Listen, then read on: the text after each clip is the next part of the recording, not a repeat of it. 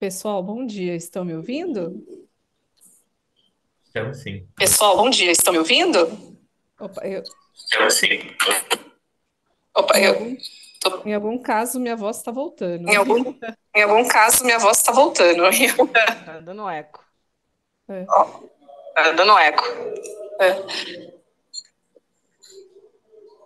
deixa eu ver agora.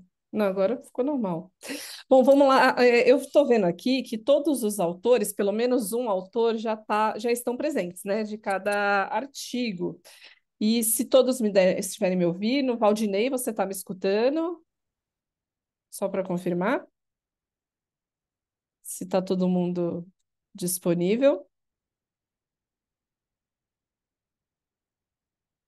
Bom, a gente pode começar em 3 minutinhos, mas eu queria que todo mundo tivesse disponível daqui a 3 minutos para fazer alguns combinados para a nossa sessão, tá? Para quem não estava no começo, né? Eu vou ser a moderadora da sessão, Manuela, prazer.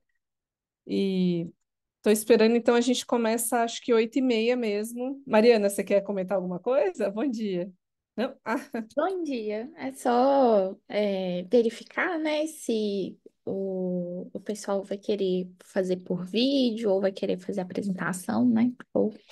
sim, eu quero perguntar isso também. Eu só queria saber se está todo mundo me ouvindo. O Valdinei não me respondeu, estou preocupada dele ter saído Oi, não, rapidinho. tô ouvindo Ah, sim. você É que tá aí? Ah, então tá tocou bom. o celular aqui Ah, justamente na não hora tem que eu entrei. problema. Não tem Desculpa. problema. Não, é só para confirmar, porque vai que você tinha saído para voltar só 8h30. Então, Não, só para ok. fazer esse combinado, né, que a Mariana até falou, nas sessões que eu participei, e eu venho trabalhando assim, vocês podem optar tanto por fazer uma apresentação, e aí apresentar slides ou não, mas tem essa limitação de até 8 minutos, né? Vocês já devem ter visto cada apresentação até 8 minutos, mais 8 minutos para discussão, e ainda a gente tem um tempinho no final, né? Que se atrasar um pouquinho, a gente usa esse tempinho, mas também tem esse tempo final para debate, né? Em torno aí de 20 minutos nos minutos finais. Ou então apresentar, usar o vídeo no YouTube, né? O vídeo que está lá no YouTube. Seria ideal se vocês já soubessem qual vai utilizar e já deixar ou prestes a apresentar. Eu acho que ontem, Mariana, só foi mais interessante a pessoa que estava auxiliando a sessão já está com os vídeos e colocar. Porque cada computador era de um jeito, a gente teve alguns com problema de áudio. Então, se quiser fazer um teste com um dos vídeos, só para a gente ver se está tudo certo no seu, aí a gente já garante que, se você puder deixar alguém não vai querer vídeo e vai querer apresentar os slides? Eu vou apresentar agora, pessoalmente, sem Tá ouvir. bom, tá bom. Então, o Valdinei não vai apresentar com vídeo, mais alguém? Os demais vão ser o vídeo?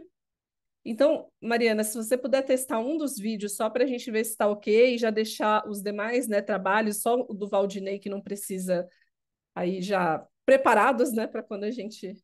Vamos ver se está Bom dia a funcionando. todos. Eu sou Ah, Fabrício e hoje irei perfeito, apresentar o artigo de... perfeito.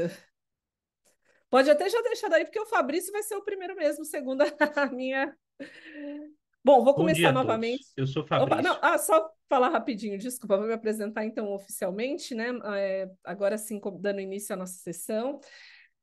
Como eu já falei, eu sou Manuela Ribeiro, eu vou moderar essa sessão. Além de ser responsável pela moderação, eu também fui uma das responsáveis, aliás, uma das líderes é, do tema de gestão e inovação em serviços públicos dentro do SEMEAD. Então, eu fui uma das pessoas responsáveis aí para selecionar os pareceristas, acompanhar o processo, né, de revisão dos trabalhos e de posterior aprovação, obviamente. Então, desde já, eu já parabenizo vocês por estarem aqui apresentando esses trabalhos. Eu li todos e todos são muito interessantes. Infelizmente, eu esqueci minhas dúvidas em casa, mas eu fui lembrando de cabeça o que eu já tinha escrito de pergunta. Mas, e só para falar de onde eu venho também, né? Eu sou doutora e mestre em Administração Pública e Governo pela FGV São Paulo. Venho atuando na temática de pesquisa de governo digital, tecnologia e governo desde 2007, né? Então, é um tema que é bastante caro para mim. Eu também atuo, né? Eu sou coordenadora de um estudo nacional sobre o uso de tecnologias no governo, chamada TIC Governo Eletrônico. É um estudo realizado pelo Centro de Estudos que eu trabalho, o CETIC, né? Que é o Centro Regional de Estudos para o Desenvolvimento da Sociedade da Informação. É um centro de estudos que produz, entre outros estudos, mas estudos quantitativos, dados quantitativos sobre o uso das tecnologias no Brasil para diversos setores, inclusive empresas, indivíduos, né? E eu trabalho aí com o estudo das organizações públicas e tudo no nosso site está disponível, sabe? Eu acho que pode ser uma fonte interessante de dados para pesquisadores, principalmente, mas também para gestores públicos, até para empresas, né? E por que eu estou falando isso, né? Porque vocês também, se puderem contar, caso não esteja do vídeo, de onde vocês vêm, quais são as atividades que fazem, é muito legal para todo mundo se conhecer, a gente também criar, de certa forma, uma rede.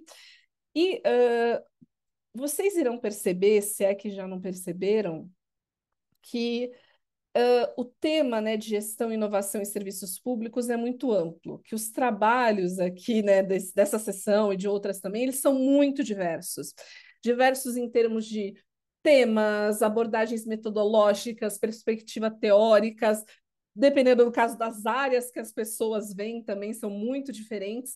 E eu queria, né, eu tenho minhas perguntas, obviamente eu vou puxar, mas o espaço de discussão não é legal se só eu falar e a pessoa que apresentou, né? Se vocês pudessem também pensar em perguntas, participar, mesmo que o tema seja muito diferente, ou o tipo de pesquisa seja muito diferente do que você está atuando agora ou pesquisando, pensa como é que o que eu tenho, né, o que eu venho estudando ou o que eu venho trabalhando, seja no meu grupo de pesquisa, seja na universidade, eventualmente poderia se encaixar no estudo daquela pessoa, poderia contribuir, né? Não precisa ser só perguntas, podem ser sugestões, comentários. Então, eu queria muito pedir esse esforço, né, aproveitando que esse espaço é para isso, né, mais do que a apresentação, que depois a gente pode ler o artigo, né, vai estar disponível, é a oportunidade de debater, a oportunidade de fazer sugestões, de ajudar realmente impactar, né, aprimorar o trabalho da pessoa que está apresentando aí, dos colegas. Então, eu pediria que vocês, se pudessem, né, é, também pensar em perguntas, pensar como seus trabalhos, né, poderiam, de repente, trazer soluções ou sugestões, né, para a melhoria do outro, ia ser muito legal. Ontem eu participei de uma mesa que, né, o pessoal estudava empresas e a pessoa estava olhando para o caso de uma escola de sargentos que ia sair de uma cidade e isso impactar a economia da cidade, e o pessoal trouxe, né, falou, olha, a gente trabalha impactos de empresas que saem das cidades e tem essas teorias. De repente, podem ser úteis que a pessoa estava iniciando o mestrado para as teorias que você vai incluir no seu mestrado. Então, foi muito legal. Eu espero realmente que a gente tenha uma sessão bastante proveitosa nesse sentido. Eu vou colocar... Bom, o vídeo não vai ter tempo, né? Mas eu já até abri o cronômetro aqui, porque o vídeo vai estar em 8 minutos, com certeza. Mas aí eu também vou usar o cronômetro para principalmente para discussão, para a gente ter um espaço de debate. E a Mariana já colocou aí um último recado para a gente. Não esquecer, por favor, né, de avaliar ao final da sessão, né, o nosso encontro. Aí tem o link que ela deixou, mas eu tenho certeza que no final do encontro ela vai relembrar a gente, né, Mariana? Obrigadão, Mariana, aí pelo apoio. Obrigadão, pessoal. Se você puder, a gente vai começar pelo trabalho do Fabrício. Bom dia a todos. Eu sou Fabrício e hoje irei apresentar o artigo de título E-Marketplace nas contratações públicas, uma revisão sistemática. O mercado eletrônico, ele representa uma faceta do consumo na sociedade da informação vivenciada atualmente, a qual deriva do resultado de uma transformação cultural que redefiniu o modo de compra e aquisições de bens e serviços para uma significativa parcela da população mundial. A inovação, ela é um processo imprescindível a todos os setores, inclusive o setor público, o qual está na constante procura de implementar novas ideias e tecnologias, assim como otimizar recursos disponíveis, com o objetivo de gerar valor público e proporcionar maiores benefícios para a sociedade. Dentro do contexto do serviço público, é de suma importância analisar as inovações em determinados setores chaves, como as aquisições governamentais, que é considerado uma das 4 atividades econômicas mais importantes no âmbito governamental. As contratações possuem um papel relevante no desenvolvimento econômico e social de uma nação, capaz de promover determinados nichos de mercado, devido à quantidade de bens e serviços demandados pelo setor público, sendo considerado uma atividade-chave na economia de qualquer nação, responsável por um volume financeiro que chegou em 2018 a representar 12% do PIB global, e em 2022, os mesmos 12% do PIB brasileiro. No cenário brasileiro, o processo de contratação governamental é visto como moroso, excessivamente burocrático e, por vezes, até ineficiente. O Brasil passou recentemente pela mudança de sua Lei Geral de Contratação Pública, substituindo a antiga Lei 866 para a Lei 14.133 de 2021, a qual, para Durão e Pereira 2022, modernizou a legislação, mas manteve os excessos de exigências e pormenores. Valéria Viesch, entre outros, 2022, relatam que existia uma elevada expectativa de a nova legislação apontar diretamente o e-marketplace como uma das modalidades de licitação. Nóbrega e Torres, 2023, por sua vez, eles apontam que, a partir de uma interpretação jurídica ampliativa da nova legislação, é possível utilizar a previsão do instrumento de mercados fluidos para fins de aplicação no credenciamento, de forma a possibilitar uma variedade de pretensões contratuais, entre elas a implementação do tão sonhado marketplace nas contratações governamentais. O e-marketplace, por sua vez, ele consiste em um dos modelos de e-procurement, que é uma realidade predominante no setor privado, sendo a plataforma de compra online mais utilizada por 85% dos consumidores desse segmento e responsável por 80% das vendas eletrônicas no Brasil em 2021, segundo a Sociedade Brasileira de Varejo e Consumo. Desta forma, com base nos avanços do e-procurement brasileiro no setor público, assim como todos os benefícios que a adoção de uma inovação como o marketplace pode vir a gerar nas contratações governamentais, este artigo se propôs a analisar como tem sido explorada a inovação de marketplace nas contratações governamentais no meio acadêmico. Esse estudo ele busca identificar lacunas de pesquisas, tendências e paradigmas no meio acadêmico sobre o assunto, de forma a contribuir em estabelecer marcos teóricos e referenciais para futuras pesquisas nessa área. Bem, para a realização deste artigo foi utilizada a técnica de pesquisa de revisão sistemática. Para a seleção dos documentos selecionados, foram utilizadas bases de dados da Scopus, da Cielo, da Web of Science, o Google Scholar e a Biblioteca Digital Brasileira de Teses e Dissertações. Foram utilizados os seguintes strings de buscas dispostos em tela, tanto no idioma inglês quanto no idioma português, e foi empregada a metodologia Prisma. Prezando pela rastreabilidade e replicabilidade dessa revisão sistemática, é apresentado em tela os filtros utilizados nas buscas realizadas na data de 10 de outubro de 2023, com os critérios de exclusão que foram aplicados na seleção.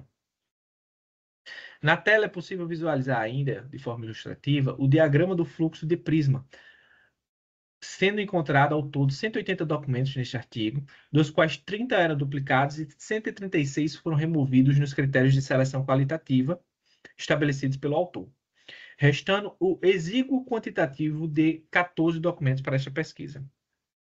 Com relação a alguns dos resultados encontrados nessa pesquisa, quanto à distribuição temporal dos trabalhos selecionados, é possível inferir que a discussão sobre a temática é recente, tendo sido o primeiro estudo encontrado de acordo com este artigo, ocorrido no ano de 2008, e que a partir de 2018 a frequência de publicação se torna anual, atingindo seu pico no ano de 2023. Quando a nacionalidade dos autores e dos estudos publicados, é possível concluir que significativa parcela dos estudos selecionados, num total de 64%, ocorreram em países que já possuem uma plataforma marketplace como um de seus formatos de contratação na administração pública. E os demais 36% dos documentos selecionados são brasileiros, o que pode ter ocorrido também devido ao string ser utilizado também no idioma português. Com relação à escolha do meio de publicação, é possível verificar que 50% deles foram publicados em periódicos ou revistas científicas. 29% correspondem a trabalhos de conclusão de curso, 14% foram publicados em congressos e workshops e 7% em jornal eletrônico. Com relação aos objetivos dos estudos selecionados, os mesmos estão apresentados na tabela 2 do artigo escrito e demonstram estágios diferentes, variando de acordo com o país analisado. Enquanto em países que a implementação do marketplace é mais madura, os estudos se concentram em analisar formas de aperfeiçoar e automatizar a ferramenta, como também mensurar o impacto causado na concorrência da contratação governamental, principalmente com relação à fatia das micros e pequenas empresas. Já no Brasil, a ferramenta ainda não foi implementada. Então, os estudos em sua totalidade se preocupam com a viabilidade de adoção desta inovação, focando em uma análise jurídica de utilização desta plataforma, como também nas diretrizes estipuladas pela nova Lei de Licitações e Contratos, a Lei 14.133. Bem, quanto às considerações finais dessa pesquisa, é relevante destacar, primeiramente, a limitação desta pesquisa quanto ao reduzido número de estudos encontrados. Os estudos apresentados demonstram também que a adesão ao uso de plataformas de marketplace nas gestões governamentais buscam aproveitar os avanços ocorridos no mercado tecnológico, como a popularização da internet e as mudanças no hábito de consumo da população. O marketplace ele representa uma oportunidade para que os órgãos governamentais possam dar mais celeridade, eficiência, transparência, reduzir seus custos e ampliar a concorrência, de forma aí a superar a morosidade e a burocracia que tanto assola as contratações públicas tradicionais. O presente trabalho ele expõe aí uma variedade de lacunas de pesquisa que podem ser preenchidas no meio acadêmico devido ao reduzido número de pesquisas no Brasil que abordam a temática de marketplace nas compras públicas.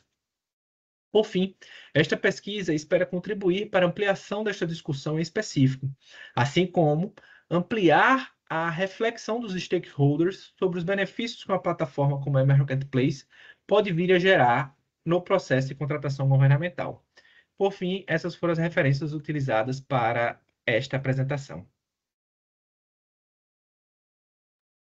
Obrigada, Mariana, por ter passado, né, o vídeo para a gente. Parabéns, Fabrício, pelo trabalho. Eu já vi que quando eu abro, as pessoas são tímidas, eu vou fazer minhas primeiras perguntas e depois vou abrir para todo mundo. Vão pensando aí, né, se vocês têm contribuições, questões, enfim, para o Fabrício. Bom, Fabrício, eu li seu trabalho também, né? Você de fato consegue, né, fazendo essa revisão, tentando, né, atingir diversas bases e procurar mesmo a quem está falando sobre esse tema, você de fato conseguiu identificar uma lacuna. Um ponto que eu não vi na sua apresentação e nem no texto, que seria interessante a gente saber, é essa pesquisa faz parte de um resultado de uma disciplina, da sua dissertação, da sua tese, saber um pouco mais, né, de em que contexto ele foi realizado e como é que você pensa em dar continuidade a ele, né? Eu quero muito saber isso, né, até de recomendações para políticas públicas. Ela pode ter impactos tanto, né, você deixou bem claro, acadêmicos, teóricos para a ciência mesmo, quanto práticos, né? Como é que as organizações públicas podem se beneficiar dessa forma, né, de ter um marketplace para o e-marketplace, no caso, para contratações públicas. Então, eu queria ouvir um pouquinho de você sobre isso, por favor. Certo, obrigado, Manuela. Me apresentar, né? Eu sou Fabrício, sou servidor da Central de Compras no MGI, do Governo Federal. Estou fazendo doutorado na UFRN, certo? Essa pesquisa foi realizada no final do ano passado, né? Concluída esse ano. Assim, a expectativa era que virasse uma tese, mas hoje em dia já não vamos dar continuidade à pesquisa, né? Eu estou fazendo sobre capacidades para inovação e antecedentes de inovação dentro da central de compras, né? Mas o marketplace, nessa época ainda não era uma realidade, mas hoje o governo federal ele está empenhado aí, como eu fiz ali a citação do Rony Charles e do professor Marco Nóbrega, né, da UFPE. Estamos utilizando hoje no governo federal o credenciamento a fim de implementar um marketplace. E nós já temos hoje o MobGov, né, que foi lançado esse ano, no início desse ano, que é como fosse um Uber, né, similaridade a um Uber também, que é um marketplace. Lançamos agora a farmácia virtual, que também vai ser um marketplace, que ainda não está em uso, mas já foi lançado e divulgado. E em fevereiro estamos para lançar aí a ferramenta final de e-marketplace nas compras públicas, em fevereiro do ano que vem, e se Deus quiser aí vai virar uma realidade aí no mundo da administração pública. Legal, obrigada, tanto pela resposta quanto pela atualização do que está acontecendo. É muito bom. Eu trabalho com uma pesquisa de governo digital, gostei muito de saber. E olha só, você falou que, né, de você contar que seu doutorado vai para antecedentes da inovação. Ontem eu estava moderando uma mesa, dei uma olhada nos artigos das outras mesas também, que ela é uma doutoranda, né, da Federal do Ceará. Ela fez justamente um estudo, uma revisão sistemática de literatura sobre antecedentes de inovação.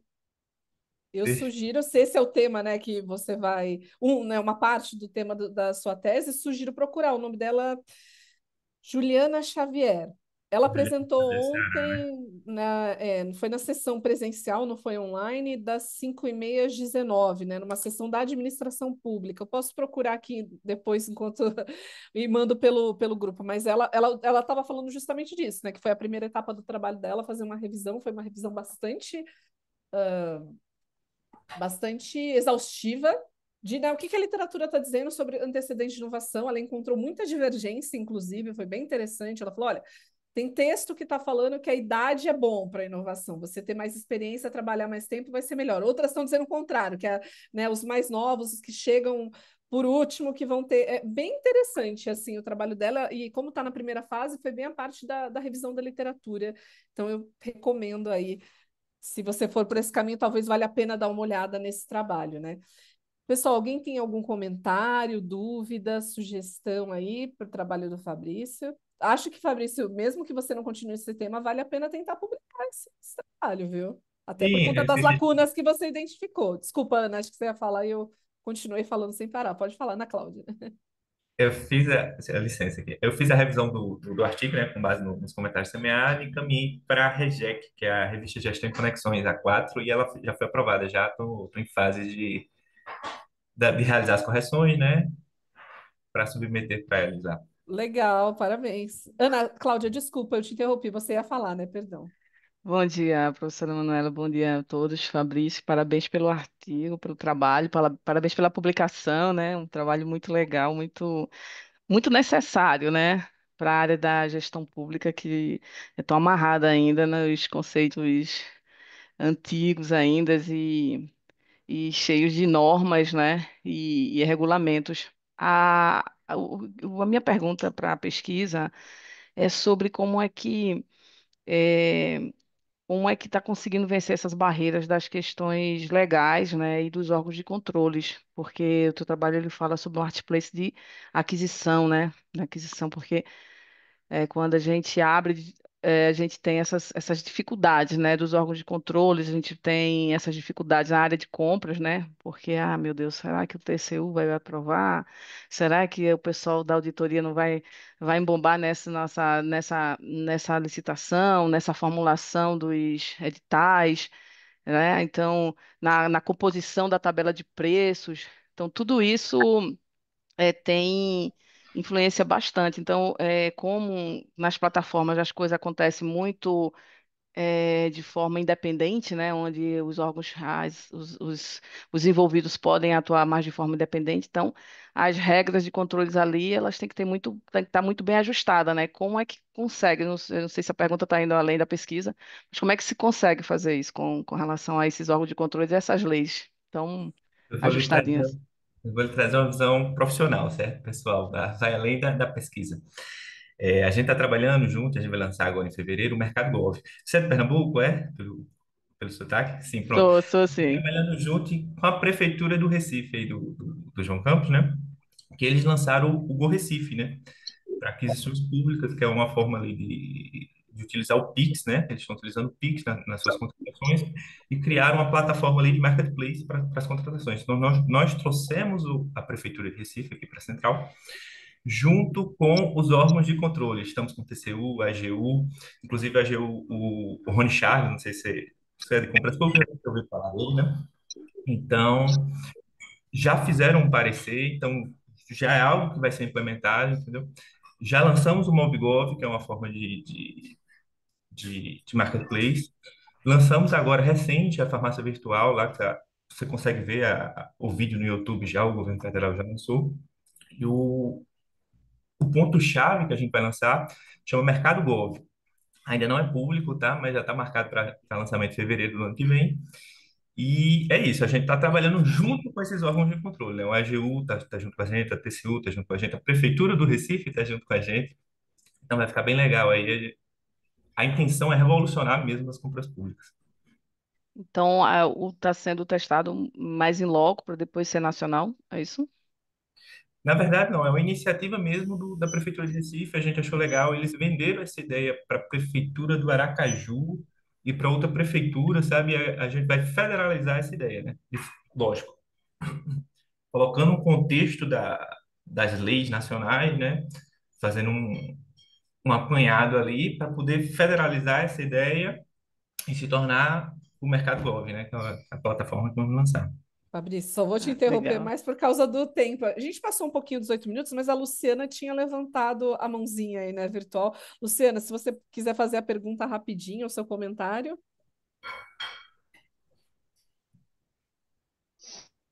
Vocês conseguem me ouvir? Sim, sim. Sim, sim. Bom, na verdade, eu queria parabenizar, né, primeiramente, Fabrício, pelo trabalho. É um tema Curto. Agora cortou. Também não estou escutando. Tá bem, meu querido. Luciana, não estamos te escutando. construído, né, desde Ixi, agora cortou muito. Luciana, a gente pode tentar mais para o final, só para continuar, para não atrasar muito, mas eu vou voltar em você, tá bom? Porque no final a gente vai ter um espaço para discussão, tá? Porque a gente não está discutindo bem agora. Começou bem, mas depois ficou um pouco cortando, enfim, você me ouve. ó, muito mal, tá Oi, dando interferência. Agora melhorou. desculpa. Então, só para parabenizar mesmo o Fabrício pela discussão, colocar na produção científica é muito relevante e bem-vindo, né? Nesse sentido mesmo, só para comentar. Ah, sem problemas. Muito obrigada. Bom, obrigada, Fabrício, mais uma vez. Parabéns pelo trabalho. E o próximo que eu tenho aqui na lista é o trabalho que vai ser apresentado. Eu estou seguindo a ordem que apareceu para mim aqui no site do CEMEAD, né? É o trabalho do Valdinei Arcanjo da Silva. Valdinei, você vai compartilhar a sua tela?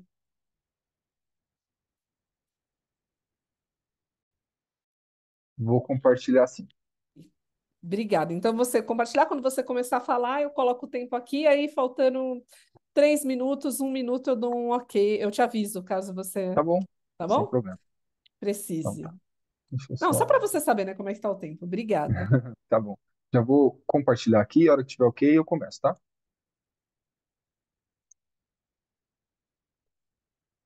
Consegue ver?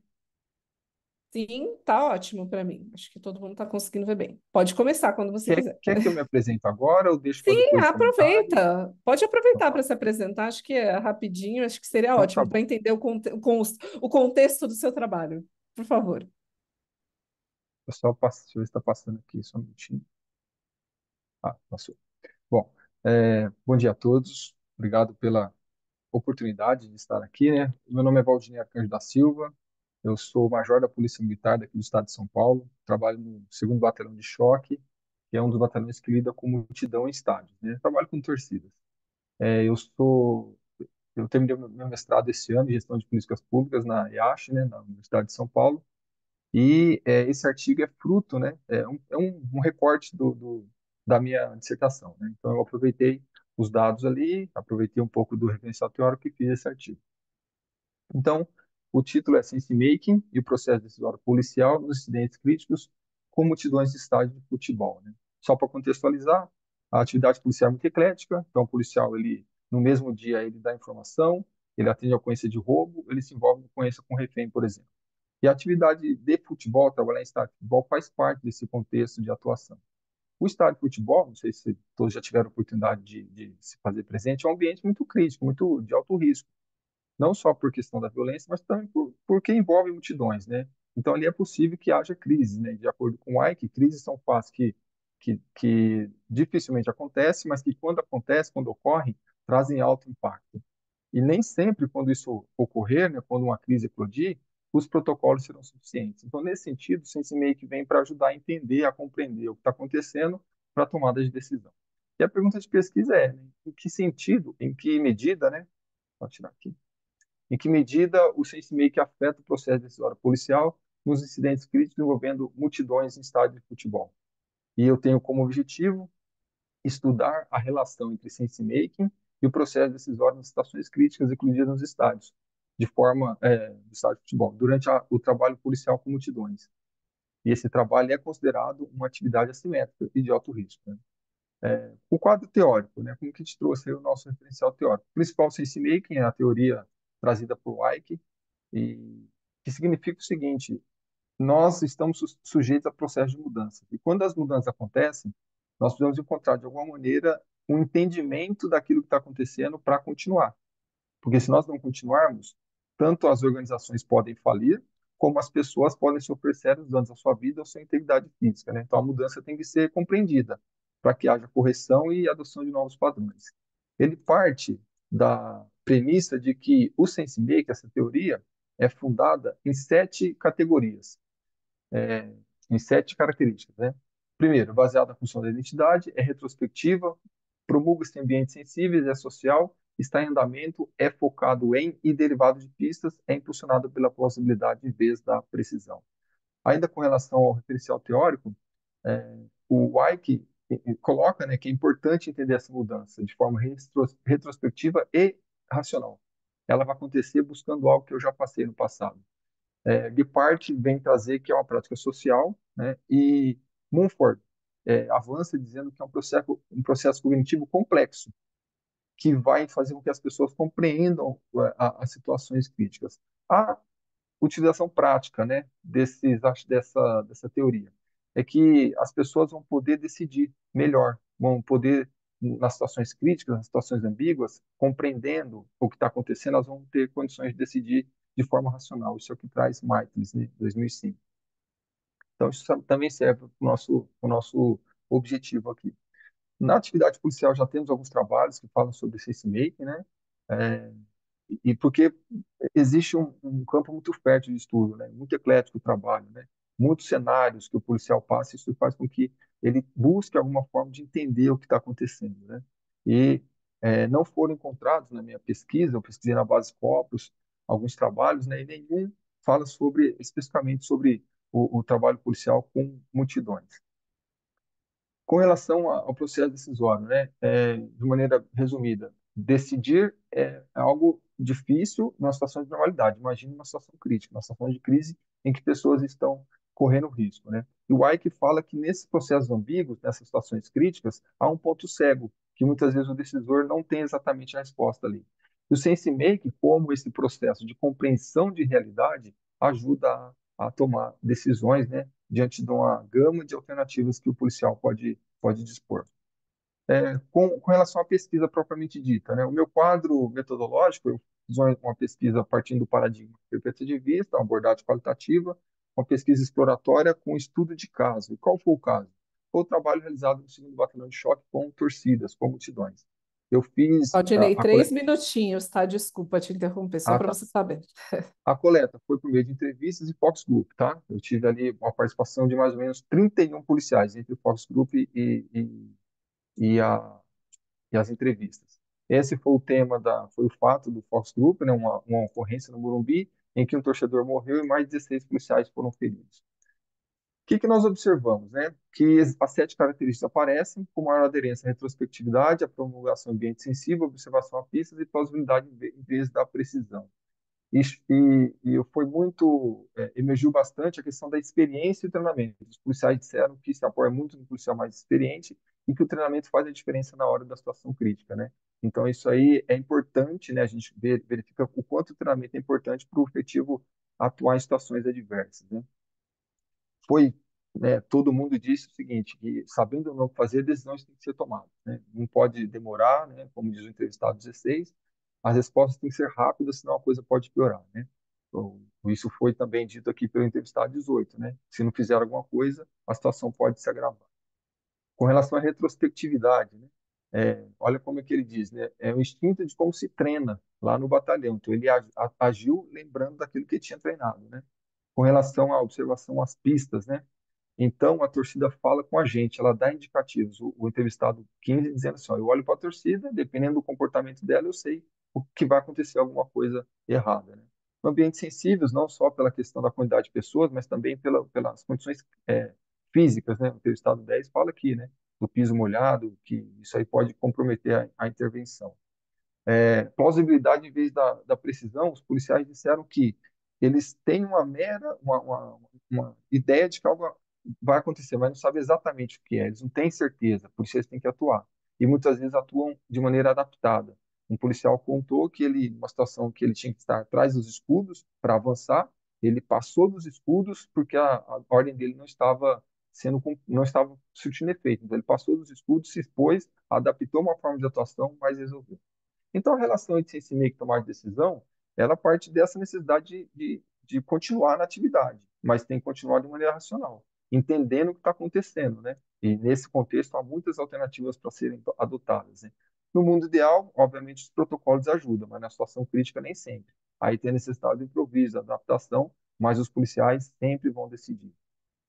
Sense make, né, ajuda na construção do significado e, por consequência, na tomada de decisão, né?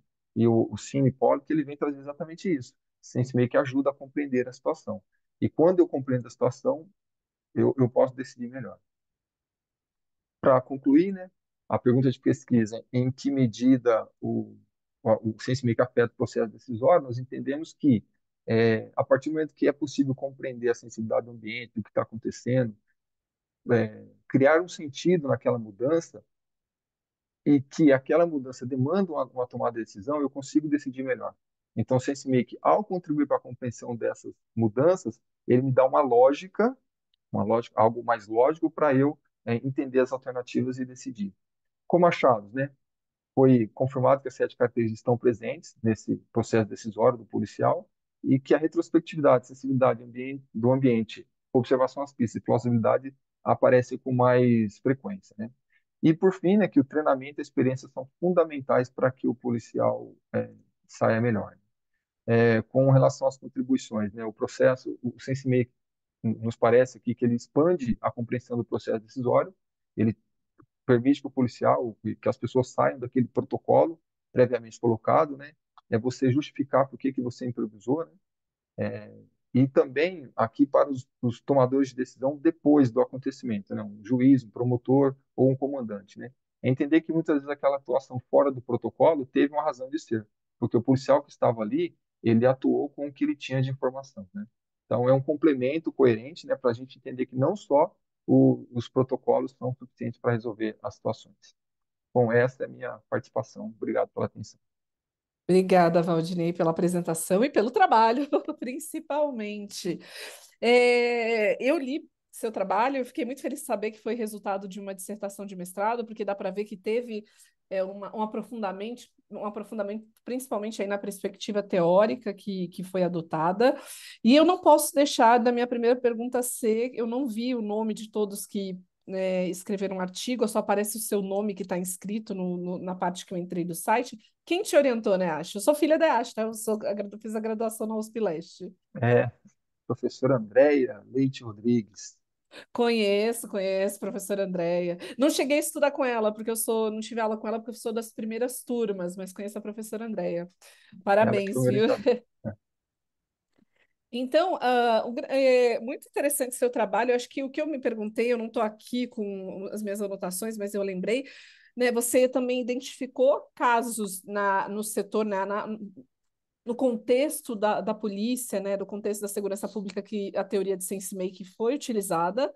Mas eu queria saber se você considera que tem outros casos que poderiam ser aplicados também a esse seu estudo, até dentro de multidões, não só de estádios, mas talvez outros contextos, né, que são esperados ou que há multidões. Eu queria entender como você vê adotar essa sua perspectiva, né, adotar esse seu trabalho em outros contextos, e se você tem essa intenção, vou repetir até a mesma pergunta, né, que eu fiz para o Fabrício, de continuidade, e espero que você, inclusive, mande também, vou reforçar, mande para alguma revista, não sei se já mandou para algum tipo de journal, mas também publicar em outros locais, né? Não só aqui no evento, mas também publicar em alguma revista acadêmica o seu trabalho. Parabéns mais uma vez.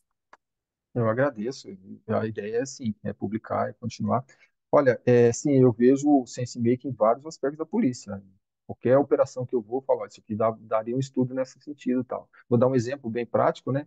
Outro dia teve uma necessidade de uma operação de grande envergadura em que policiais do estado inteiro foram acionados para uma determinada região do estado, no caso no litoral, uma região totalmente diferente, né? Tem ali as montanhas para atuar, tem, né, as comunidades ficam em morro, e tal, né? E aí eu fiquei imaginando um policial que veio de Presidente Prudente, uma região plana, para atuar num ambiente desse. Então mudou completamente a forma dele atuar, né? E aí eu fiquei me pensando como é que ele criou sentido naquela atuação dele. Então esse é um exemplo de que a minha pesquisa poderia ser realizada em outro tipo de atividade que não essa com multidões. Você já está pensando no doutorado ou não? Está esperando passar um pouquinho? Eu tô Oh. num momento sabático, sabe? Eu Ah, entendi. preciso dar uma descansada, mas a ideia é continuar esse tema, assim, essa ideia, essa Legal, temática no doutorado. legal. Bom, vou abrir para o pessoal, essas eram as minhas perguntas, né? Se tiverem comentários, sugestões aí, se já lidaram com essa perspectiva, ou até tem sugestões de outras perspectivas teóricas que eventualmente, né, futuramente, quando o Valdinei terminar o período sabático, pode incluir aí no futuro estudo. Alguém tem algum comentário? Não. Então o pessoal está tímido, mas aí no É, final a gente, de repente, até o final, quando passar tá por bom. todos os artigos, a gente consegue voltar e parabéns mais uma vez, Valdinei, pelo trabalho, viu? Obrigado. Eu queria aproveitar e Ah, parabenizar o Fabrício, né? Não deu tempo de falar, mas realmente compras no setor público é muito difícil. Espero um dia termos a facilidade que eu tenho hoje de entrar no meu celular e comprar no Mercado Livre, e em 2 dias o produto está na minha casa, né? Que isso também chega ao serviço público, né? Obrigado, Valdinei. Valdinei, desculpa. Parabéns também pelo trabalho. Espera aí no doutorado, né? obrigada. Deixa eu até. Vou agora, o próximo, eu vou olhar aqui qual é, Mariana. Para mim, é o trabalho da. Deixa eu ver quem está aqui, porque tá três nomes, eu não sei se as três pessoas estão aqui. Ah, não sei se é Ana Elizabeth, né? Os nomes a da Luana Cavalcante, né? E da Ana Cláudia. Não sei se as três. Bom, a gente vai passar o vídeo, né? De qualquer forma, e depois, A se as Cláudia está três aqui, estiverem aqui. professora. Ah, A perfeito. Ah, é Luana e a verdade. Elizabeth também estão. Então, Estamos estão as também, três, né? Ah, então professora. tá bom. Tá. São as três. Eu falei, eu vi mais de um nome. Então, Mariana, se você puder, por favor, né, colocar aí para a gente o vídeo, né, de estratégias inovadoras na prevenção da violência contra a mulher, um estudo, né, com dados do Sistema Nacional de Estatísticas de Segurança Pública. Obrigada. Estou aqui para apresentar o artigo teórico-empírico com o título Estratégias inovadoras na prevenção da violência contra a mulher, um estudo com os dados do Sistema Nacional de Estatística de Segurança Pública. Eu sou Ana Cláudia de Lima Lesto, mestranda da Universidade Federal de Pernambuco. O grupo também é formado pela professora doutora Eliana Andréa Severo, da Universidade Federal de Pernambuco, pela aluna Ana Elizabeth Brito Alves, mestranda da Universidade Federal de Pernambuco, e pela mestranda Luana Cavalcante de Mello Ataíde, da Universidade Federal de Pernambuco. No início era tudo conto de fadas. Começaram com as crises de ciúmes. Me jogava na parede, na janela. A sensação era de morte. A gente precisa tomar uma atitude. A gota d'água para mim fazer a denúncia foi a minha filha ver. Minhas duas filhas foram vítimas de abuso sexual dele. No desespero, a gente pensa que não tem saída. E a justiça vai ser feita. Eu consegui a medida protetiva. Ninguém bate, ninguém maltrata ninguém por amar. A gente cuida, a gente cuida. É difícil, mas a gente consegue.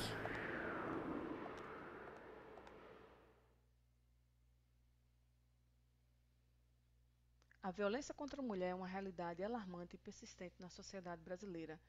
Este fenômeno, que abrange desde agressões físicas e psicológicas até a violência sexual, é uma violação dos direitos humanos e uma barreira significativa para a igualdade de gênero. Dados estatísticos do 18º Anuário Brasileiro de Segurança Pública demonstram que os casos de violência doméstica no Brasil aumentaram 9,8%, os de estupros cresceram 6,5% e os feminicídios, assassinatos pelo fato de serem mulheres, registraram um aumento de 0,8% em relação a 2023. O presente estudo tem como objetivo analisar como recursos tecnológicos podem ser utilizados de maneira eficaz na prevenção da violência contra a mulher, bem como identificar padrões e tendências que contribuam para a implementação de estratégias mais assertivas que facilitem a criação de políticas públicas direcionadas e eficientes na proteção das mulheres brasileiras. O estudo abrangeu um período de 2014 a 2023, com recorte no estado de Minas Gerais. Estudos de Costa et al. Demonstram que, apesar dos avanços tecnológicos disponíveis, a aplicação de ferramentas modernas para o monitoramento da violência contra a mulher permanece subexplorada pelos gestores públicos. Aqui é o modelo teórico da nossa pesquisa, que nós vamos estar tratando no decorrer desta apresentação.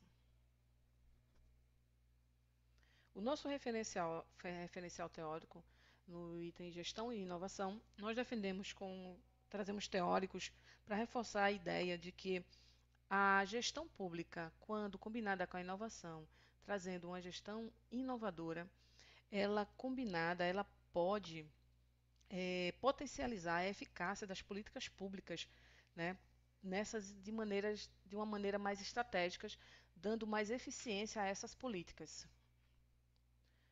No item 2.2, Políticas Públicas, nós defendemos que a inovação tecnológica, quando utilizada, a gestão pública utilizando a inovação tecnológica, ela pode trazer maior eficiência às políticas públicas. Isso corrobora com a OCDE, que ela enfatiza que planejamentos que incorporam inovações tecnológicas ela tem um potencial de mitigar disparidades regionais e impulsionar o desenvolvimento econômico e social. Montalvo também revela que a inovação pode estimular as mudanças significativas na capacidade das empresas de se adaptarem às novas tecnologias, criando um ambiente propício para o desenvolvimento.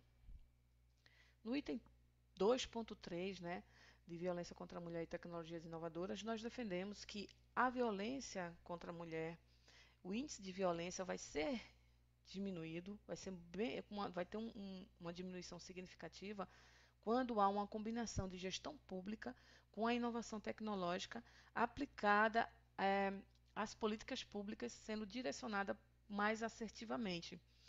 Os estudos de Dreiber e de Bresser, eles ressaltam como a adaptação e a modernização das políticas públicas aliada à implementação de novas tecnologias são recursos que podem ser usados para enfrentar os desafios contemporâneos e promover o desenvolvimento sustentável.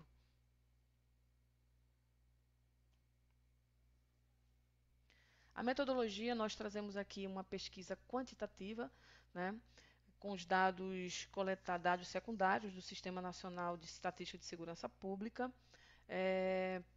Utilizamos uma análise exploratória de dados. O desenvolvimento de um modelo preditivo ele foi feito através da linguagem de programação Python. A validação do modelo nós fizemos através do F1 Score. Trazemos aqui nossos resultados, né, do nosso modelo. O nosso modelo ele performou. Fizemos uma divisão de dados de 70-30. Aqui está a nossa avaliação do nosso modelo. Aqui nós verificamos picos de sazonalidade, né, no índice de violência contra a mulher. É isso que o modelo preditivo ele vai trazer, esses picos de sazonalidade. E é importante verificar o que tem ocasionado essa sazonalidade, né?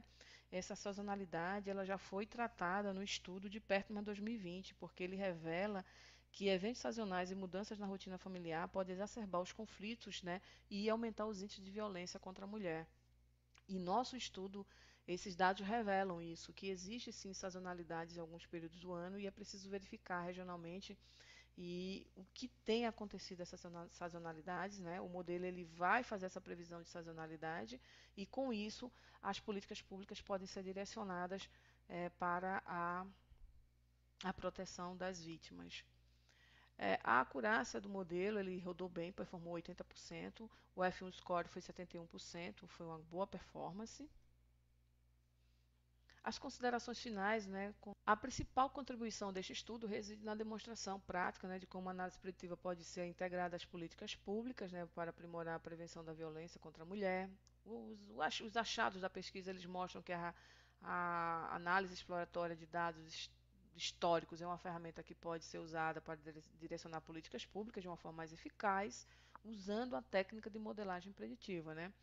As contribuições gerenciais estão direcionadas no desenvolvimento de novas políticas de prevenção contra a violência, né, contra a mulher, baseadas em dados empíricos de violências e evidências concretas. No que tange às contribuições teóricas, encontrou-se uma lacuna teórica, ressaltando que poucos estudos estão sendo realizados sobre a temática no Brasil. As limitações do estudo estão relacionadas às dependências dos dados secundários e à potencial inconsistência nesses registros de incidência, né, que pode afetar, sim, o modelo preditivo. A bibliografia. Muito obrigada. Obrigada mais uma vez, Mariana, por ter compartilhado o vídeo, né? Bom, primeiramente, né, obviamente, parabenizar as autoras pelo trabalho, né? Esse é um tema que não tem como, temos que encarar, porque é uma realidade, né? A questão da violência contra a mulher. Então, parabenizo desde já. Eu tenho alguns pontos, né? Eu vou primeiro, que eu prometi compartilhar com o Fabrício no começo, eu já peguei aqui o texto da Juliana, né, que eu falei ontem, que trata, né, de antecedentes da inovação do setor público. E também, por que que eu lembrei do texto que eu já estava esquecendo? Porque quando eu li o trabalho de vocês, eu lembrei de um outro trabalho que eu vou deixar, né, como sugestão, de uma colega minha aqui no CETIC, né, que o doutorado dela é sobre mulheres e cidades inteligentes, né? Quais são as experiências que as mulheres têm com esse tema? E, lógico, o tema da violência aparece bastante, né? Da violência contra as mulheres, então eu vou também mandar esse link agora, antes que eu me esqueça da tese dela. E a tese dela é bem interessante no sentido que. Deixa eu ver se foi. Acho que foi a tese. Que ela não trata somente do tema, da perspectiva, né? Lógico, a literatura vai falar do potencial das tecnologias, né, para diminuir esse tipo de ocorrência contra a mulher, mas ela vai falar que as próprias mulheres, né, da percepção das mulheres, que não necessariamente a tecnologia vai trazer benefícios, né, que nem tem uma associação, né, ela traz toda essa perspectiva quase que automática de você inserir um recurso tecnológico, vai trazer um benefício, né, vai obter um benefício disso, e não necessariamente isso é realidade de fato, ou nem a percepção da pessoa que aquilo vai trazer. Até no caso de cidades inteligentes, obviamente o trabalho de vocês está falando de análise de dados, tem um outro propósito, mas no caso de cidades, automaticamente você colocou uma câmera, tem segurança. Não necessariamente essa relação é automática, não que não possa ter benefícios, mas e as percepções das mulheres, né? E eu acho que isso é o mais interessante do trabalho delas, são bem baixas em relação ao potencial da tecnologia para evitar com que elas sofram certas questões da vida, né, por serem mulheres, inclusive a violência. Então, eu recomendo para quem está nessa temática, acho que vale a pena olhar o trabalho dela. Inclusive, ela ganhou o prêmio de menção honrosa, né, por conta desse trabalho lá na GV, foi bem legal. Então, eu queria deixar essa sugestão. E para as autoras, né, só para começar, eu teria como perguntas. E se eu me engano, e por favor, vocês me corrijam, porque eu não estou com a minha anotação aqui, eu estou lembrando de cabeça, vocês usaram só a. Lógico, vocês justificaram porque a base Scopus para achar artigos sobre o tema, né, tecnologia e a questão da violência contra a mulher, mas acho que pode abrir mais. Assim, acho que vale a pena olhar outras bases, uma continuidade no trabalho, ampliar mais ainda. E os trabalhos, acho que do Fabrício trouxe isso, talvez outros. O Fabrício, você colocou, inclusive, Google Scholar, se eu não estou enganado, ele pode depois me corrigir. Olhar outras bases também, dar uma ampliada. Eu entendi a escolha, está bem justificada no trabalho, mas eu acho que vale a pena no futuro incluir outras bases. E, deixa eu ver, eu tinha anotado mais uma coisa, a tese da Rave, exatamente, e também ouvi um pouco de vocês, como eu já fiz essa pergunta para os demais, né? Em que contexto esse trabalho aí foi produzido e como é que vocês pretendem continuar, que eu espero que continue, porque isso é muito importante ter esses dados analisados e pensar, né, com o apoio aí da análise de dados, como é que a gente pode aí ajudar as pessoas, especialmente as mulheres, né, e pensar em políticas, enfim, ações para minimizar a chance desse tipo de situação ocorrer. Parabéns mais uma vez a todas as autoras, né? Só tá faltando uma, acho que aqui, né? São 4. A professora Eliana Severo, ela não pôde estar presente, ela está com outro compromisso, professora. Então, foram tantas perguntas, eu vou tentar sintetizar, professora. Com relação ao objetivo, né, essa disciplina, essa foi um artigo que foi feito a partir de um projeto desenvolvido em ciência de dados. A gente transformou em artigo, né? Assim, como eu estou no mestrado, acabou que assim, eu gostei tanto do tema, da forma como a gente trabalhou, que ele está virando uma dissertação do meu mestrado, né? A gente está desenvolvendo uma ferramenta agora com essa temática, né? O objetivo do nosso artigo era justamente fazer a demonstração de que as evidências, elas devem ser usadas, né, como ferramentas auxiliares na construção das políticas públicas. Porque muita informação existe, muitas bases de dados, e elas não são trabalhadas. Então, a gente vê muita política pública voltada para o assistencialismo. Quando se coloca uma câmera tecnológica uma câmera de monitoramento em um determinado ambiente, aquilo ali é uma prevenção, mas é muito mais de um tipo de sensação de segurança. Ela não atua de forma na prevenção para que se evite aquela violência.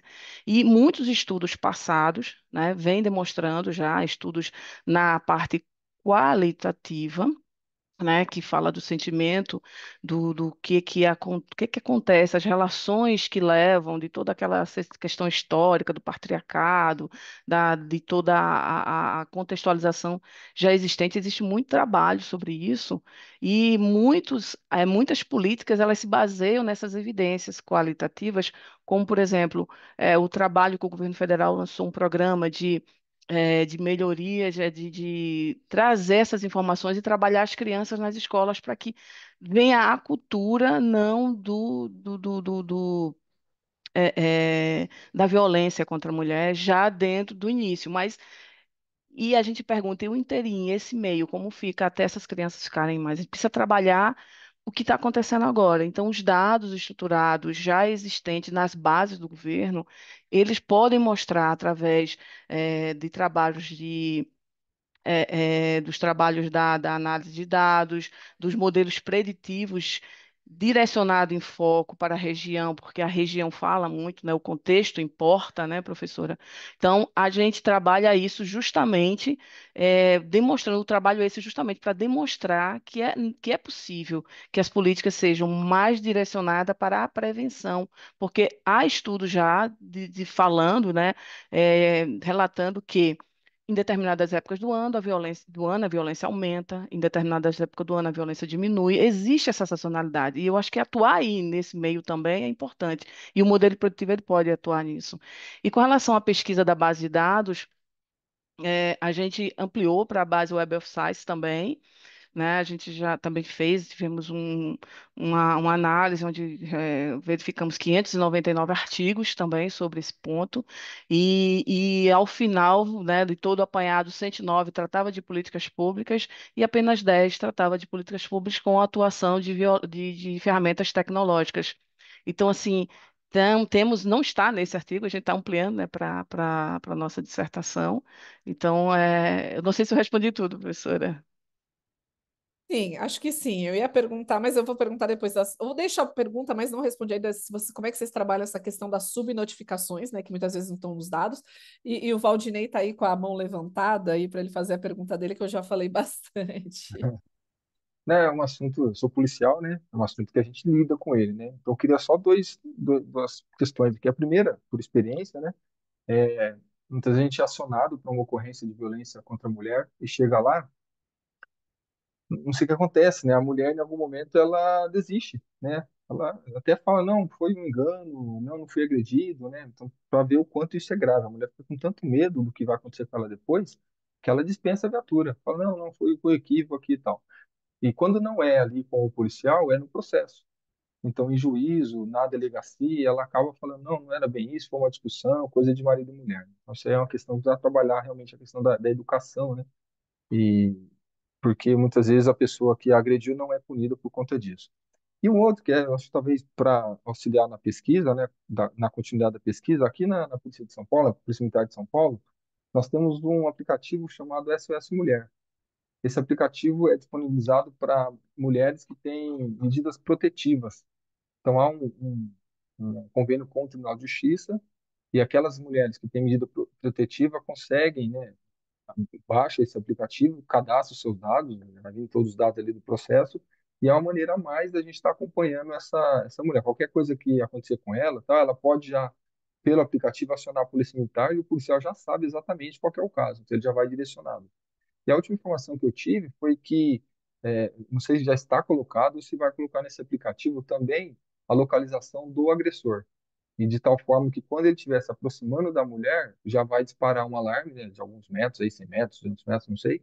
E a polícia militar vai saber que esse agressor está se aproximando daquela mulher que tem medida protetiva. Então, essas duas contribuições e parabéns pelo trabalho. Obrigada, Valdinei. Ana, se você quiser Obrigada. responder, inclusive, Valdinei, ou até essa questão, como é que vocês trabalham, até um pouco do falou das subnotificações, né? Nem tudo vai parar nas estatísticas, enfim, nos registros administrativos, porque sequer é notificado, né? Eu queria ouvir um pouco como vocês estão trabalhando isso na pesquisa, na sua dissertação ou em outras pesquisas aí do grupo. Então, com relação à questão de Valdinei sobre a vítima desistir, né, da continuidade da questão da denúncia ou até da ação, hoje já não é mais possível, dependendo do tipo de agressão, o Estado ele já assume e ela não tem mais como voltar atrás com relação a prestar queixa ou não. Porque existia muito isso, né, no início ainda da Lei Maria da Penha, onde as vítimas elas poderiam, inclusive, prestar queixa e depois desistir da ocorrência. Hoje ela não mais acontece, a depender muito, então houve um avanço muito grande com relação a isso, né? É, a gente tem visto, né, que existem muitas medidas protetivas, então o que que a gente busca para tentar também ampliar ou melhorar a questão dessas lacunas de subnotificação, professora? São as bases, né? Nós estamos pegando a base de dados do CNJ, porque o CNJ, ele só chega para ele quando já passou pela delegacia. Então a gente vai ter essa base de dados, onde já virou o processo, onde já virou a questão da medida protetiva, que as delegacias também já estão com possibilidade de o delegado ou a delegada já pedir essa medida diretamente, sem precisar a vítima chegar até ao processo tal para receber a medida protetiva. E também a base de dados, né, do Sistema de Estatística Nacional, que ali são tudo que foi passado pela delegacia, desde as chamadas até até chegou, não, tá tudo bem, mas aquela chamada houve, então esses dados a gente também vai ter acesso através desse banco de dados, né, do sistema. Então, infelizmente, né, a gente sabe que haverá uma lacuna, porque há pessoas que ainda sofrem, e aí depende muito da questão da, eh, de questões de uma união da sociedade como um todo, que é fazer essas campanhas, conscientização, estar uma mulher falando para a outra da importância, né, de se perceber quando estiver sendo atingida aí nesse ponto de violência contra a mulher, né, tanto física, psicológica, né, questão emocional. Então, é ela ter esse conhecimento. Então, muitas delas vezes têm vou colocar de uma forma muito grosseira, assim, muito rude, né, violentadas no seu estado de ser mulher, por ser mulher, né, as pessoas de forma, às vezes, psicológica, numa forma de falar, numa forma de agir, e elas nem percebem que estão, sim, agredindo elas nesse contexto, né? Então, quanto mais conhecimento a mulher obtiver disso, mais ela vai conseguir também se colocar e também tentar se proteger, né? Mas não é uma tarefa fácil, não é uma tarefa simples, né?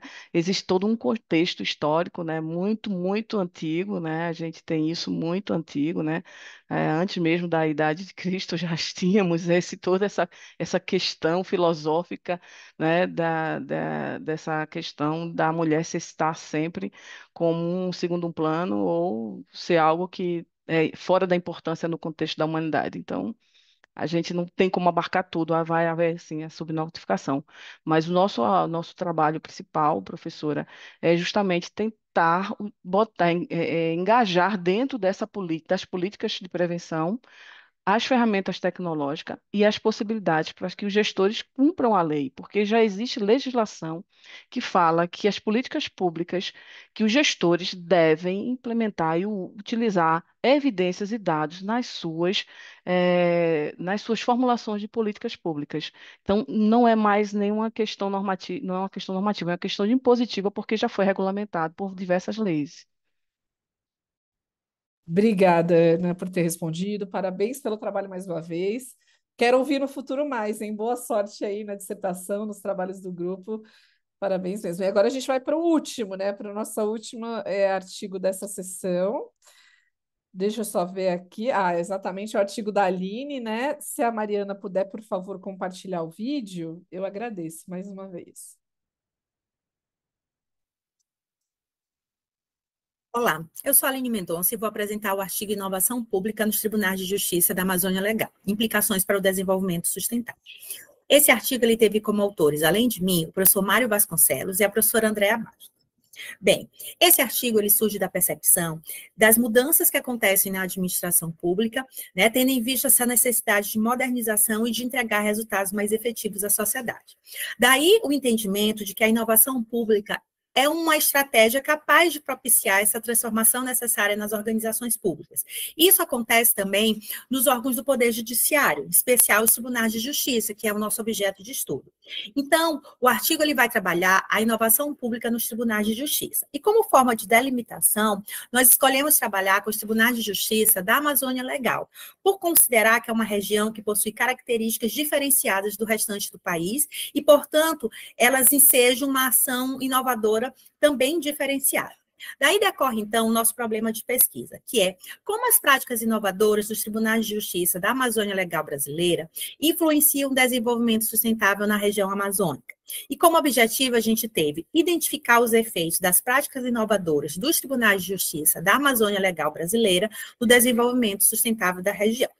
Então, para atingir esse objetivo, no referencial teórico, a gente trabalhou com os conceitos de inovação pública e desenvolvimento sustentável, onde se definiu que a inovação pública ela busca novas soluções para problemas sociais complexos, visando melhorar a eficiência e qualidade dos serviços públicos, e de que o desenvolvimento sustentável ele vai equilibrar as necessidades presentes e futuras, considerando aspectos econômicos, sociais e ambientais.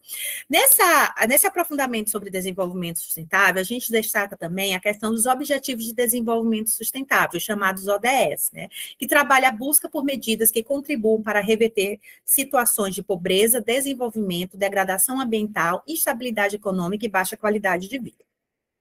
Para isso, então, se estabeleceu como metodologia uma abordagem qualitativa para estudar o fenômeno da inovação pública, né? A coleta de dados ela aconteceu a partir da análise documental dos relatórios do Prêmio Inovare, que foi o ponto de partida da nossa pesquisa, né? Onde se identificou 333 práticas, né, propostas pelos tribunais de justiça da Amazônia Legal brasileira, nas categorias juiz e tribunal. Como o nosso objetivo também está relacionado à questão da nova governança pública, se estabeleceu como para fins de seleção de prática apenas as práticas em governança, onde se chegou a um total de 256. Também como uma forma de delimitar essas práticas, nós estabelecemos estudar problemas específicos da região amazônica, por considerar que seria mais relevante para o objetivo do estudo. Então, se definiu como problemas específicos da Amazônia a questão do acesso à justiça em áreas remotas, os povos e direitos indígenas, questões ambientais e questões de regularização fundiária, onde se chegou a 53 práticas.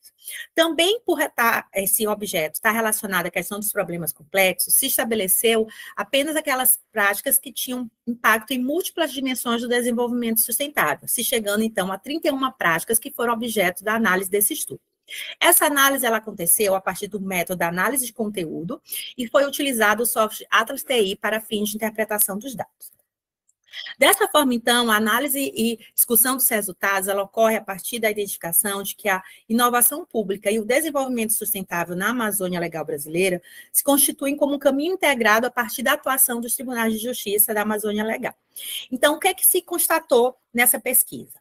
As práticas analisadas, elas revelam uma diversidade de iniciativas voltadas para o acesso à justiça e cidadania em regiões remotas, né? Se sabe que essa é uma característica da região, a questão da vastidão territorial e da dificuldade de acesso em algumas localidades, que às vezes se dá só por barco ou avião. E aí se destaca duas ações inovadoras que buscam, então, garantir esse acesso à justiça e à cidadania em áreas remotas. Que foi o projeto Justiça Itinerante, né, que consiste em serviços judiciais móveis alcançando comunidades ribeirinhas, e o projeto Cidadania para Todos, que se dá através da emissão de documentos e serviços de cidadania em áreas remotas, ou seja, são projetos que buscam garantir o acesso à justiça e à cidadania a regiões que antes não tinham esse acesso devido a serem localizados em regiões remotas ou de difícil acesso. O outro ponto que também se analisou, voltada à questão do desenvolvimento sustentável, foi o alinhamento dessas práticas com os Objetivos de Desenvolvimento Sustentável, né? É importante ressaltar que apenas 2 dessas práticas, elas trouxeram de forma explícita nos seus relatórios a relação com o ODS. As demais, apesar de terem temas relacionados ao desenvolvimento sustentável, eles não trazem essa relação. Então, nós tivemos que fazer a leitura e classificação de cada uma dessas práticas a partir do ODS, onde se teve como maior destaque os ODS 1, 4 e 10, ligado ao foco em erradicação da pobreza, educação de qualidade e redução das desigualdades, o ODS 15, dá ênfase na vida terrestre e proteção dos ecossistemas, é ligado muito à questão ambiental, o ODS 16 e 17, que está ligado à questão da paz e justiça e a parcerias, respectivamente, o que justifica essa ocorrência nas práticas, porque o nosso objeto de estudo é exatamente inovações em governança nos tribunais de justiça. Um outro ponto que se identifica também no nosso resultado é a busca por metas de desenvolvimento sustentável na Amazônia, que requer uma visão holística. Isso porque a gente está trabalhando com problemas complexos, que exigem, então, uma visão integradora de múltiplas dimensões para solucionar esses problemas. Daí se destaca, então, 2 projetos. O compromisso socioambiental, que é uma prática que integra questões ambientais às ações judiciais na região, e o projeto Imóvel Legal, que ele é uma iniciativa que promove a regularização de imóveis, priorizando mulheres como proprietárias. Então, esse é um projeto que trabalha tanto a regularização fundiária como o empoderamento das mulheres.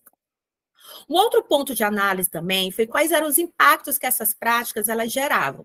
Então, se estudou essas práticas a partir dos impactos, se constatando, então, que elas trazem impacto social, ao garantir o acesso à documentação básica e inclusão social, impacto cultural, com a valorização das tradições e culturas locais, principalmente com práticas que se adequam à realidade dos indígenas, o impacto econômico com a geração de emprego e renda em comunidades locais, já que em algumas dessas regiões as pessoas não tinham certidão de nascimento e nem RG, com isso eles não conseguiam um emprego formal. Também foi identificado o impacto territorial com a redução das disparidades territoriais entre áreas urbanas e rurais e o impacto ambiental, com a conscientização e preservação do ecossistema amazônico. Então, nós chegamos à constatação de que os projetos inovadores na Amazônia contribuem para o desenvolvimento sustentável e melhoria da qualidade de vida, que essas práticas abordam questões de justiça, cidadania e problemas complexos da região, promovem mudanças estruturais e comportamentais que sustentam o desenvolvimento a longo prazo. É preciso observar a questão da colaboração e participação ativa na execução desses projetos, e também é possível trabalhar um modelo para outras iniciativas inovadoras. Então, assim como conclusão, nós temos um compromisso significativo com o desenvolvimento sustentável e o acesso à justiça.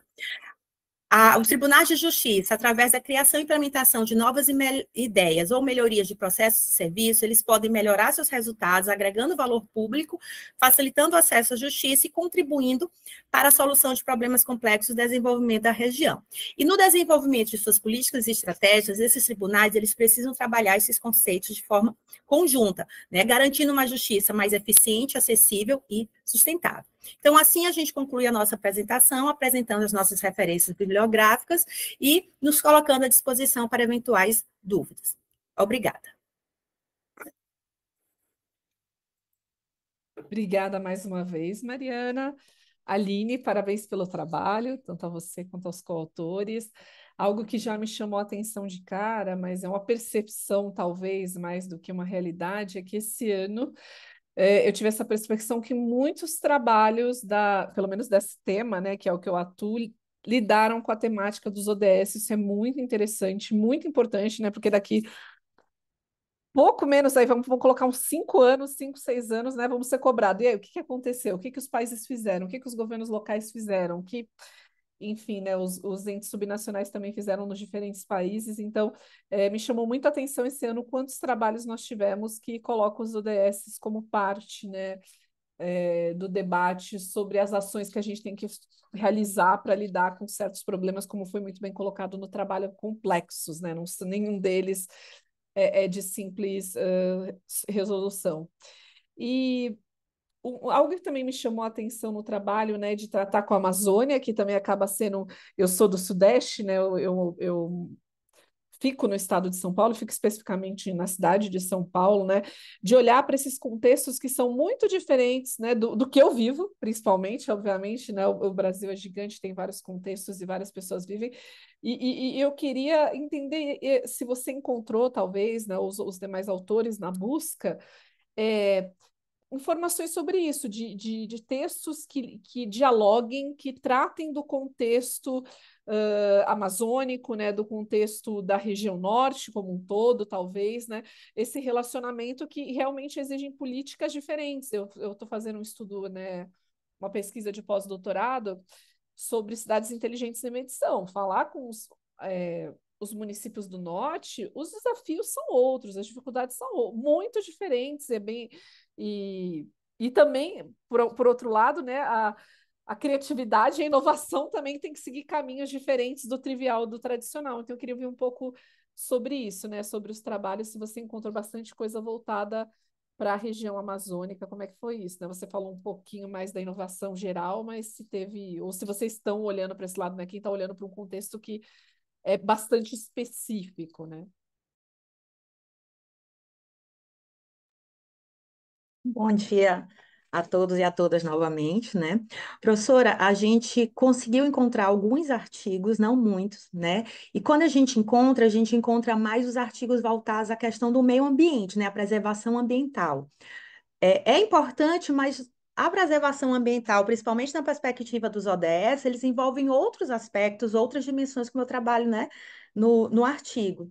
E isso a gente sente ainda carência desse aprofundamento, dessa ligação de como garantir essa preservação ambiental, mas dando condições para aquela população realmente ter qualidade de vida, ter seus direitos respeitados, né? Então, a gente também encontra alguns artigos na área de acesso à justiça, né? E aí são artigos bem mais pontuais por conta até decorrentes de juízes, de servidores da justiça. E aí eu sou servidora, né, do Tribunal de Justiça do Maranhão, eu sou do Maranhão, e faço meu doutorado na UNAMA, né, em Belém. Então, daí decorreu essa delimitação, exatamente por essa percepção, né? E aqui eu não quis, né, falar na hora da Ana Cláudia, mas já fazendo uma observação, porque eu fui delimitando exatamente por perceber essa questão da diferença de problemas. Então, tem uma inovação que é bem interessante do Tribunal do Mato Grosso, que é chamado botão do pânico, né? Que liga exatamente o aspecto da tecnologia à questão da violência contra a mulher. Então, a mulher vítima de violência, ela tem um acesso direto à polícia, em que se o agressor ele chegar perto, ela aciona aquele botão e a polícia chega imediatamente para garantir a sua segurança, né? É um projeto que eu achei bem interessante, eu não estudei de forma aprofundada, porque ele saiu do escopo da minha pesquisa, já que eu não considerei a violência contra a mulher como um aspecto bem específico da Amazônia, né? Mas eu acho que de repente é algo interessante para a Ana Cláudia, né? Não sei qual vai ser o encadeamento que ela vai dar, mas eu acho que é bem interessante essa ligação da tecnologia. E já puxando um pouquinho das políticas públicas também, que já foi falado, e um aspecto que eles relatam é exatamente a dificuldade de levar isso para o interior do Estado, porque eles não têm o aparato policial necessário para garantir que quando a mulher aperte o botão, realmente vai chegar alguém para garantir a segurança, né? Então, nessas características, a gente percebe muito essa diferença, né, entre a Amazônia e outros estados. Então, se a gente levar a questão do botão do pânico para a região amazônica, é praticamente impossível que uma ação dessa ela fosse implementada, exatamente por conta da dificuldade de acesso, né, da própria dificuldade que aquela população tem de ter acesso ao mínimo, né? Ao mínimo enquanto mesmo cidadania e qualidade de vida, né? Não sei se eu lhe respondi. Respondeu sim, com certeza. Temos aí mais comentários, sugestões, perguntas para a Aline? Professora? Lógico, por favor, Ana.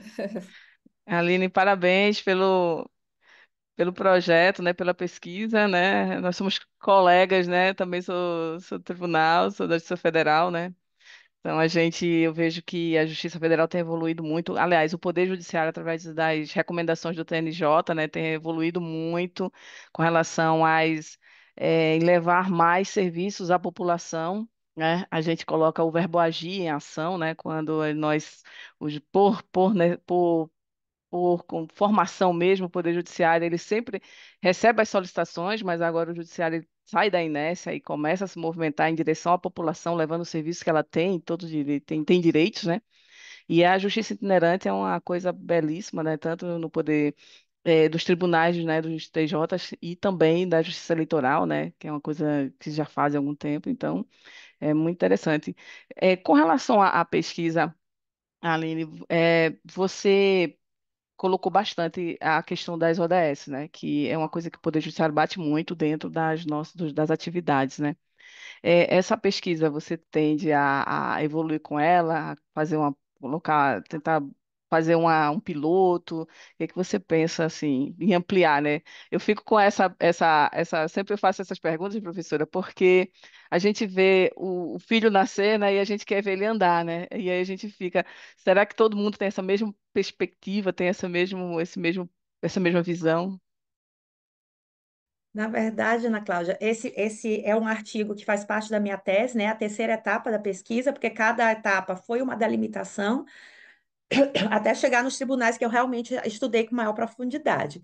E eu confesso que eu tive uma dificuldade na conclusão, exatamente porque a cada ponto encontrado eu queria aprofundar um outro aspecto, né? Porque é muito enriquecedor, é assim, e a gente sente essa carência, né? Então, se você pensa, por exemplo, no projeto Inovare, né, que é uma referência na área da justiça, e desses projetos que eu estudei, apenas dois trazerem de forma explícita, esse projeto contribui com ODS e tal, né? Então, a gente percebe como isso ainda é uma carência, apesar de todas as exigências, né? E aí é um ponto que eu já chego no quarto artigo, que é o último, que aí eu disse, não, eu tenho que em algum momento parar, né? É que, apesar dessa discussão sobre a inovação, sobre desenvolvimento sustentável, tudo isso, mas a gente ainda não tem isso de forma institucionalizada nos tribunais, né? A gente sabe e o CNJ cobra, mas muitas das vezes é mais uma questão de eu tenho que responder ao CNJ do que algo que está realmente incorporado na cultura.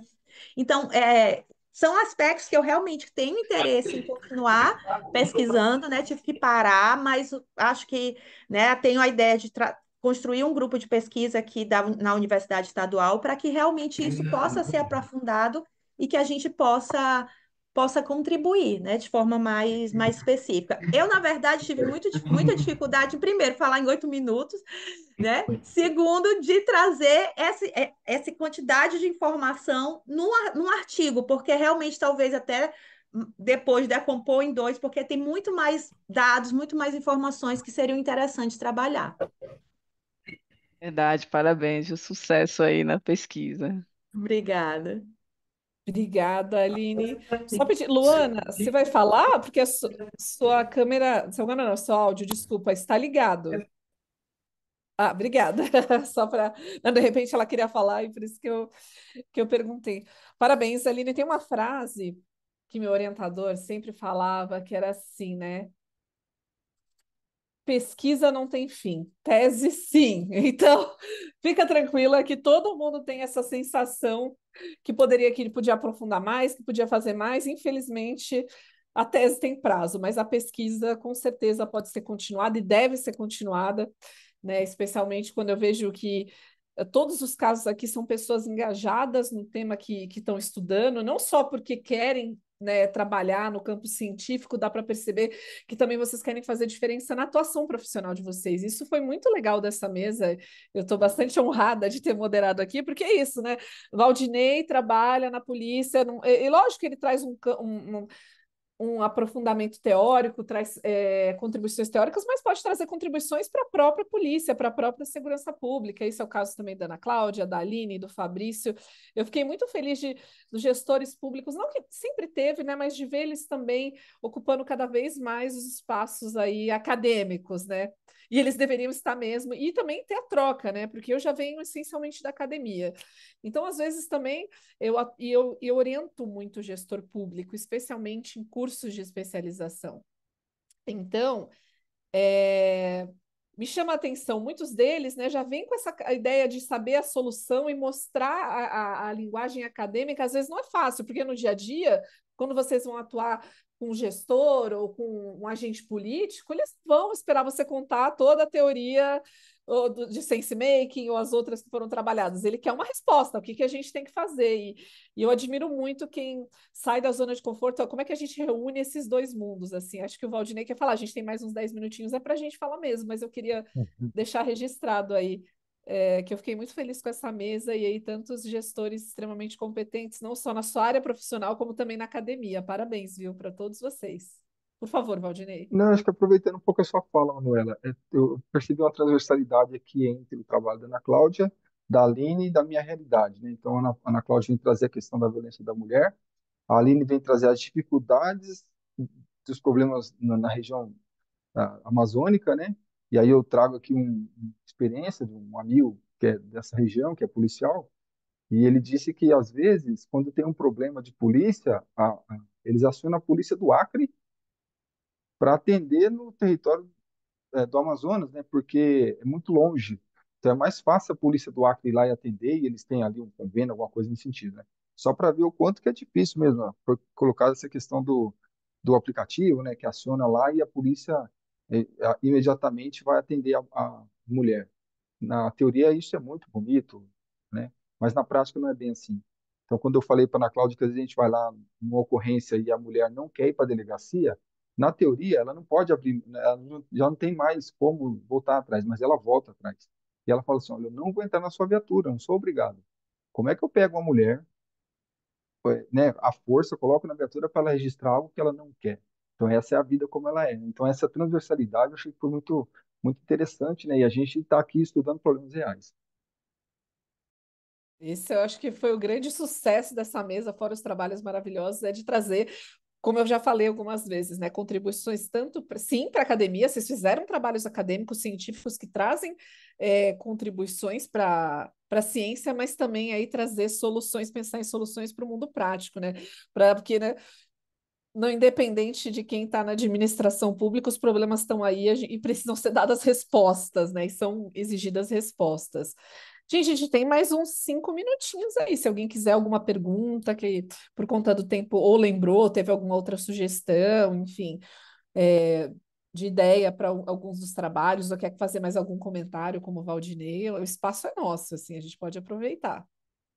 Eu só quero parabenizar mesmo também, professora, pela sua moderação, né? Foi muito tranquila, bem fluida, nos deixou muito à vontade, né, na apresentação. A online é sempre mais complicada do que a presencial, né? A presencial a gente tem esse contato, a gente pode interagir, né? E é a primeira vez que eu estou fazendo essa apresentação assim online, né? E a gente tem que se adaptar muito também com relação ao tempo. E a todos os demais colegas da mesa que estão com excelentes trabalhos, e desejar sucesso a todos, né? Que a gente se encontre aí nas próximas mesas e rodadas debatendo nossos projetos, né? Eu fiquei curiosa com a continuidade de alguns trabalhos, o que vai sair. Espero que eu tenha oportunidade de encontrar em outros eventos. Fabrício e Aline, eu não sei se querem fazer os últimos comentários aqui, Luana, Ana Elizabeth, se quiserem, fiquem à vontade. Bom, eu queria também só agradecer, né, as contribuições, agradecer a oportunidade, porque eu acho que esses momentos a gente acaba aprendendo muito, né? Então, tinha temas aqui que eu não conhecia, né? E que me interessou, né? O do Fabrício me interessa muito, porque esse ano eu comecei a trabalhar com contratações públicas, né? E aí eu estou entrando nesse cenário, então tendo que aprender. E a gente percebe que ainda há uma deficiência muito grande de pesquisas nessa área. Até porque uma coisa é o que é teórico, né? Uma coisa é o que é prático. E nesse caso da nova lei de licitações, na questão de legislação de uma forma específica, né? A gente percebe que algumas vezes fica muito no campo do que é e do que realmente a gente consegue aplicar. Principalmente quando a gente fala na nossa realidade aqui Norte, Nordeste, Amazônia, né? Então, tem algumas coisas na legislação que a gente não consegue aplicar Não porque não queira, mas porque a gente realmente tem dificuldade de operacionalizar por falta de estrutura, por falta de pessoal qualificado, enfim, né? Então, eu acho que realmente a gente precisa aprofundar alguns desses estudos e trabalhar essa diferença de realidade, né? Para entrar realmente na discussão, entender que a gente precisa de um olhar diferenciado para essa região, né? E a visão do Valdinei foi muito interessante, né, de cruzar esses três temas, né, da Ana Cláudia, o meu e o dele, porque realmente, se a gente for pensar, eles estão altamente conectados e a gente pode, né, trabalhar nessa perspectiva diferente. Então, realmente, parabéns para todas as apresentações e para a nossa professora moderadora. Obrigada, Aline. Então, Luana, desculpa. eu acho, assim, eu acho que a gente contribui muito com esses trabalhos que a gente vem fazendo, né, principalmente para a área pública, porque embora existam, né, todas essas dificuldades que a gente vive, essas barreiras, mas tem muita coisa sendo construída e a gente só vai conseguir realmente desenvolver, fazer com que essa região, principalmente a região Nordeste, que tem mais dificuldade na área pública, consiga ter resultados positivos se a gente trabalhar os temas, se a gente estiver pesquisando, apresentando o que tem de novo. Eu sempre brinco que Recife, até como foi apresentado aí, né, já no trabalho, Recife tem se destacado em tecnologia, então a gente tem trabalhado muito aqui nesse sentido, não só a prefeitura, como outros órgãos, e isso vem contribuindo bastante. Perfeito, Luana. Muito obrigada pelo seu comentário aí, pelo parabéns pelo artigo também. Mais algum comentário? Bom, eu vou finalizando então a nossa sessão com, juro, dois últimos comentários. Primeiro, eu vou colocar aqui no chat o link da organização que eu trabalho, né, do centro de estudos que eu estou ligada, porque lá tem muitos dados sobre uso de tecnologia no Brasil. Sei que não é o tema de todos, né, mas, por exemplo, essa questão da violência contra a mulher, né, tem muitos dados, a gente tem na TIC Domicílios, eu vou escrever aqui, sobre o uso de tecnologia, inclusive por homens e mulheres. E aí mostro quantas mulheres têm mais dificuldade de usar as tecnologias que os homens. Não acesso à internet, mas, por exemplo, em termos de habilidades digitais, do ter um acesso a certos recursos tecnológicos. Então, pensar numa política para a mulher com uso de tecnologia também tem que levar em consideração, né, as possíveis desigualdades pré-existentes no uso e no acesso à tecnologia. Então, acho que podem ser dados interessantes, estão disponíveis aí gratuitamente.